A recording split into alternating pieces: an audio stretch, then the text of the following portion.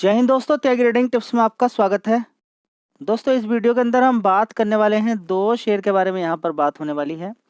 इनमें दोनों ही शेयर अगर देखें तो दोनों में से एक शेयर तो हम ये मान सकते हैं कि पूरी तरीके से डिक्सन टेक्नोलॉजी की तरह बिहेव करता हुआ नजर आ रहा है। किसी तरह डिक्सन टेक्नोलॉजी की तरह बिहेव करता नजर आ रहा है। क्यों? क्योंकि इसने भी एक शेयर के बदले में 5 शेयर दिया था और डिक्सन ने भी एक शेयर के बदले में 5 शेयर दिया था। एक शेयर के बदले में 5 शेयर देने के बाद भी डिक्सन टेक्नोलॉजी का मार्केट कैप कम था, उतना ज़्यादा नहीं था। तो वो शेयर भी 5000 से गिरते गिरते नीचे 2800 रुपये तक पहुंच गया था। आज की डेट में डिक्सन टेक्नोलॉजी लगभग 18,000 रुपये तक पहुंच चुका है। इस शेयर की बात करें, ये भी स्प्लिट देने के बाद नीचे की साइड में गिर जाता है। अभी 800 रुपये से आज की डेट में 1849 रुपये तक पहुंच चुका है। अच्छा पैसा बना के लोगों का दे चुका है। ठीक है, तो इस शेयर का अगर लॉन्ग रेंज की अगर हम बात करते हैं तो देखिए धीरे धीरे करके पैसा ही बना के लोगों को दे रहा है। चलिए, तो अगर अब यहाँ पर करंट लेवल की अगर बात करते हैं तो दो चीज़ें हैं। सबसे पहले देखिए 1800 रुपये के आसपास कंपनी का मार्केट कैप तो नहीं बढ़ गया। ठीक है, तो मार्केट कैप कितना है? सिर्फ 25,000 का। एक उम्मीद आपको हो गई है कि आने वाले टाइम में भी ये शेयर यहाँ से भागकर 3,000, 4,000, 5,000 भी जा सकता है। क्यों? क्योंकि मार्केट कैप ज़्यादा नहीं है, मार्केट कैप कम है।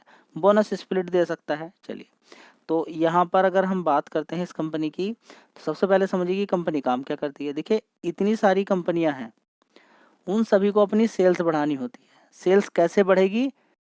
जब वे लोगों तक पहुंचेगा, उनका माल, उनकी इंफॉर्मेशन लोगों तक पहुंचेगी, उनकी सेल्स बढ़ेगी। तो एक कंपनी वही काम करती है कि किसी भी कंपनी का एडवर्टीजमेंट करके उसकी सेल्स बढ़ाने में मदद करती है। तो दोनों तरीके से है कि डायरेक्टली अगर इस तरह से बांध ले कोई कंपनी की इतना पैसा देंगे हमें, आपकी इतनी सेल्स करनी है, या कंपनी डायरेक्टली कहे कि आपको अगर इतनी सेल्स होगी तो इतना पैसा मुझे देना पड़ेगा। तो इसी तरीके से कंपनी यहाँ पर फायदा करती है। तो कंपनी को इस तरीके से फायदा होता है। तो बिजनेस के अंदर जान है। डिक्सन टेक्नोलॉजी की बात तो अलग ही है, वो तो मोबाइल में घुस चुकी है। बड़ी बड़ी कंपनियों के लिए, जो चाइना की बड़ी बड़ी कंपनी है, वीवो कंपनी की अगर बात करते हैं या दूसरी बड़ी बड़ी कंपनियों की हम बात करते हैं, तो उनके लिए मोबाइल फ़ोन बनाकर दे रही है। अभी देखिए वीवो के साथ टाइप किया है। ठीक है, उससे इससे पहले देखेंगे शोमी के साथ की बात करें या दूसरी बड़ी बड़ी कंपनियों का मोबाइल बना के देती है। ठीक है, ब्रांड उनका लगता है लेकिन मैन्युफैक्चरिंग वही कर रही है। ठीक है, तो बड़ा पैसा भी सरकार बोल रही है कि हम इस वाले फील्ड के अंदर बड़ा पैसा लगाने वाले हैं। ठीक है, तो बिजनेस इसका भी कंपनी का शानदार है। आज 4% तेज है। मैं ये नहीं बोल रहा हूँ कि 4% तेज है कल गिरेगा नहीं। लॉन्ग टर्म की यहाँ पर बात हो रही है। अगर आप एक साल का चार्ट पैटर्न भी देखेंगे तो बीच बीच में आपको कितनी बार शेयर गिरेगा, बढ़ेगा, गिरेगा, बढ़ेगा, गिरेगा, बढ़ेगा, फाइनली पैसा बन गया है। फाइनली पैसा बन गया है। इस चीज़ पर आपकी खबर होनी चाहिए। लॉन्ग टर्म अगर आप वेट करते हैं तो पैसा बन जाता है। चलिए, इस कंपनी के हम फंडामेंटल एक बार देख लेते हैं। एफिल इंडिया की बात करते हैं तो सितंबर क्वार्टर देख लीजिए, 431 करोड़ का रेवेन्यू था। उसके बाद 499 करोड़, 506, 520 करोड़, उसके बाद 543 करोड़, लगातार बढ़ रहा है। चलिए, ऑपरेटिंग प्रॉफिट मार्जिन परसेंटेज भी देख लीजिए। यहाँ पर 20% का यहाँ पर देखने को मिल रहा है। कितना? 20% का ऑपरेटिंग प्रॉफिट मार्जिन परसेंटेज देखने को मिल रहा है।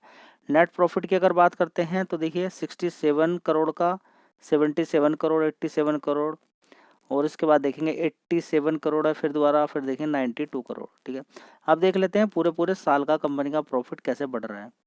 कभी देखिए 2013 के अंदर कंपनी का 28 करोड़ का प्रॉफिट था। उसके बाद 49 करोड़, 66 करोड़, 135, 215 करोड़, 245, 297 और 343। मतलब हर साल पिछले साल को बीट कर देता है। पिछले साल का जो टोटल प्रॉफिट चारों क्वार्टर को मिला के होता है वो अगले साल का उससे ज़्यादा निकल कर आ रहा है। ठीक है, तो कंपनी के अंदर यही एक चीज़ देखने वाली होती है कि आगे आने वाले टाइम में पैसा बनाकर देगी या नहीं देगी। लेकिन हम यहीं पर मार खा जाते हैं, इन्हीं सारी चीज़ों को हम देखते नहीं हैं, जिसकी वजह से फेल हो जाते हैं। देख लेते हैं कर्ज को लेकर कोई दिक्कत तो नहीं है। देखिए ऑलमोस्ट डेट फ्री कंपनी है। 135 करोड़ का कर्ज है कंपनी पे और 2,667 करोड़ का रिजर्व्स है। ठीक है, तो 135 करोड़ का कंपनी पे कर्ज है। देखिए एक झटके में दे सकती है जी। कैसे? आप देखिए पूरे साल का प्रॉफिट देख लीजिए एक बार कितना है, 343 करोड़ का, और कर्ज देख लीजिए 135 140 करोड़ का है। तो एक झटके में पैसा खत्म किया जा सकता है। कोई प्रेशर कोई कुछ कंपनी में नहीं है। तो सही कंपनी है, ऐसी ही कंपनी में पैसा बन जाता है। जब तो भाग चुका है, क्या करें? गिरावट का वेट कीजिए, गिरावटें होती रहती हैं। एटलीस्ट हमको मालूम तो हो कि अच्छी कंपनी कौन सी है जिन पे गिरावट में पैसा लग सके। अगली कंपनी होगी आईटीआई। इस शेयर के अंदर भी जबरदस्त एक साल के अंदर देखिए तेजी तेजी तेजी चल रही है। नीचे गिरावट के बाद तेजी तेजी, 6 महीने का चार्ट पैटर्न देखेंगे तेजी दिखाई देगी। 5 साल का चार्ट पैटर्न देखेंगे तो बिल्कुल शेयर बिल्कुल शांत बैठता था। कोई इसके अंदर किसी तरह की कोई उतावलापन नहीं था। देखिए 2020 से लेके 2023 तक बिल्कुल शांत, ठीक है, कोई पैसा नहीं। अगर आप खरीद भी ले तो आप कहेंगे कि तेज़ी बनी फिर गिरावट हो गई, इस शेयर के अंदर तो कोई जान नहीं है। अभी भी आप बहुत सारे शेयर्स ऐसे देखते रहते होंगे जो शेयर तेज़ी दिखाएंगे फिर गिर जाते हैं, तेज़ी दिखाते हैं फिर गिर जाते हैं। उनके साथ ऐसा ही हो गया, फिर क्या करोगे? अगर वो बढ़िया कंपनी है, उनका मार्केट शेयर भी अच्छा है, तो आपको थोड़ा-सा ध्यान देना चाहिए, ठीक है? इस कंपनी की अगर बात करते हैं तो देखिए सबसे पहले देखिए कि ये किस-किस चीज़ के अंदर काम करती है, ठीक है? तो कंपनी की अगर बात करते हैं तो सबसे पहले समझिए कि ये कंपनी जितनी भी टेलीकॉम वाली कंपनियाँ हैं, उनको प्रोडक्ट बना-बना के देती है। टेलीकॉम इक्विपमेंट बना के देती है, ठीक है? सर्विस भी प्रोवाइड करती है इस तरह की testing, servicing, component screening, lab assembling, testing, various flight packaging and IT product and services. Manufacturing and trading भी करती है। किस चीज़ के अंदर करती है? डिफेंस फोर्सेस इक्विपमेंट, ठीक है, telephones, wifi equipment, IoT products, solar panels, radio modems, micro computers.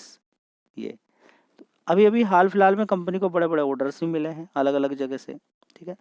तो देखें कंपनी का ओवरऑल मिला के तो कंपनी अच्छा ही प्रदर्शन यहाँ पर करती नज़र आ रही है, लेकिन कितने समय तक ये कंपनी ने परेशान किया है इसको कोई देखने के लिए तैयार नहीं। इस वाले लेवल को जो ऊपर का टच कर दिया इसको हर कोई देखने के लिए तैयार है।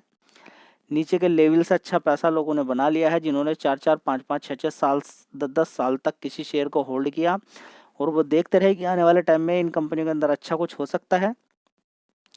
बड़े बड़े नुकसान के बाद भी लोग बैठे हुए थे, देख लीजिए, ठीक है। तो कंपनी का एक बार प्रॉफिट देख लेते हैं। तो दोस्तों तेजी जो बनी है अभी हाल फिलहाल में बड़े बड़े 3-3 हज़ार करोड़ के ऑर्डर्स जो मिले हैं, ठीक है, उसकी वजह से, और साथ ही यहाँ पर देखेंगे कंपनी के रेवेन्यू के अंदर कुछ जंप देखने को मिला धीरे धीरे। 246 करोड़ का रेवेन्यू था आईटीआई के अंदर, उसके बाद 259 करोड़ का हो गया, 601 करोड़ का, उसके बाद 520 करोड़ का हो गया, उसके बाद 1016 करोड़ का इस कंपनी का सेल्स या रेवेन्यू हो गया है, ठीक है। अगर हम यहाँ पर बात करते हैं कंपनी के ऑपरेटिंग प्रॉफिट की, तो पहले नुकसान दिखा रही थी कंपनी 2-2 डिजिट का, तो जो बड़ा नुकसान था वो धीरे धीरे कन्वर्ट होकर 2 डिजिट है, लेकिन 1 डिजिट के पास ही पहुँच चुका है। ये भी एक पॉजिटिव पॉइंट यहाँ पर देखने को मिला। तो पहला पॉइंट हमें क्या मिल गया कि आईटीआई के अंदर सेल्स बढ़ रही हैं, रेवेन्यू इनकम के अंदर तेजी देखने को मिली। दूसरा क्या है कि कंपनी को जो बड़े बड़े नुकसान होते थे 3-3 डिजिट के अंदर, वो धीरे धीरे नैरो होते जा रहे हैं, कम होते जा रहे हैं।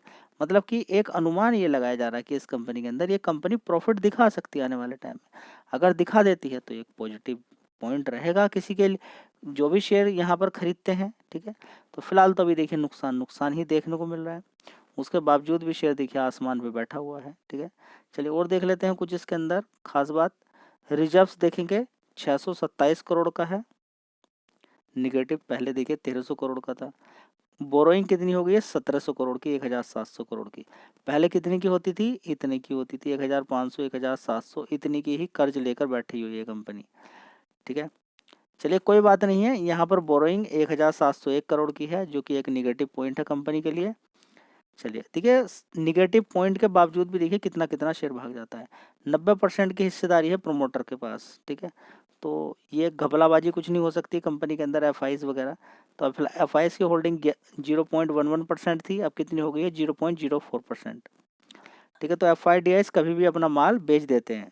तो दोस्तों प्रोमोटर्स के पास ही ज़्यादा बड़ी यहाँ पर होल्डिंग है। आने वाले टाइम में प्रोमोटर्स यहाँ पर माल अगर निकालते हैं तो आने वाले टाइम में फिर एफआईडीआईज के पास ये माल जाता हुआ नजर आएगा। फिलहाल देखिए इन पर कम होने का माल एक ही है कि गवर्नमेंट के पास है, ठीक है, दूसरा प्रोमोटर्स के पास है, और तो पब्लिक के पास कहाँ से होगा? कोई भी बेचने के लिए तैयार नहीं है, गवर्नमेंट भी नहीं बेच रही है और प्रोमोटर भी नहीं बेच रहे हैं, ठीक है। तो थोड़े बहुत शेयर मार्केट के अंदर रहते हैं, उनको बड़ा प्लेयर आके घुमा देता है, शेयर के अंदर वॉलेटिलिटी देखने को मिल जाती है, ठीक है।